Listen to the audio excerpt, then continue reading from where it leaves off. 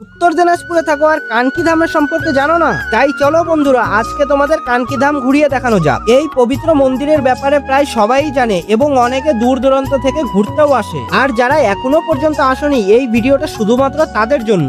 সকাল সকাল আমি প্যান্ট জামা পরে রেডি হয়ে নিলাম, আর এখন আমি যাচ্ছি কানকি ধামের উদ্দেশ্যে। তোমাদের বাড়ি যেখানেই হোক না কেন, তোমরা সোজা বাস ধরে চলে আসবে কানকি বাস স্ট্যান্ডে। এখান থেকেই তোমরা মন্দির দেখতে পাবে। মন্দিরের ভিতরে প্রবেশ করার জন্য দুটি গেট আছে, আর এখন আমি যাচ্ছি মেন গেট দিয়ে। গেটের ভিতর দিয়ে প্রবেশ করলে ভিতরটা দেখতে ঠিক এরকম। আর এখন আমি চলে এসেছি মন্দিরের ঠিক সামনে। এখানে আসলে যেন সত্যি মনটা ভালো হয়ে যায়। প্রথম দেখাতেই এই জায়গাটার সৌন্দর্য তোমাদের মনকে মুগ্ধ করে দেবে। শহরের কোলাহল থেকে দূরে প্রকৃতির মাঝে এই পরিবেশ সত্যি মনকে প্রশান্তি দেয়। পাখির ডাক, খোলা আকাশ আর ভক্তিময় আবহ সবকিছু মিলিয়ে কানকি ধাম শুধু একটি ধর্মীয় স্থান নয়, এটি মানসিক শান্তিরও এক সুন্দর আশ্রয়। চলো এখন মন্দিরের ভিতরটা দর্শন করা যাক। ভিতরে প্রবেশ করতে মন্দিরের ঘণ্টাধ্বনি আর পবিত্র আবহ মনকে ছুঁয়ে যায়। ভগবানের চরণে শ্রদ্ধা ভরে প্রণাম জানিয়ে সকলের সুখ, শান্তি ও মঙ্গল কামনা করলাম। এখানে বিরাজমান দেবদেবীর আশীর্বাদ যেন আমাদের সকলের জীবনে আলো, শক্তি ও কল্যাণ বয়ে আনে। আর মন্দিরের ঠিক পাশেই ছিল গার্ডেন এরিয়া, আর বাচ্চাদের জন্য ছিল একটা ছোট্ট পার্ক। তোমরা এখানে পরিবার, বন্ধু কিংবা একাই আসো না কেন,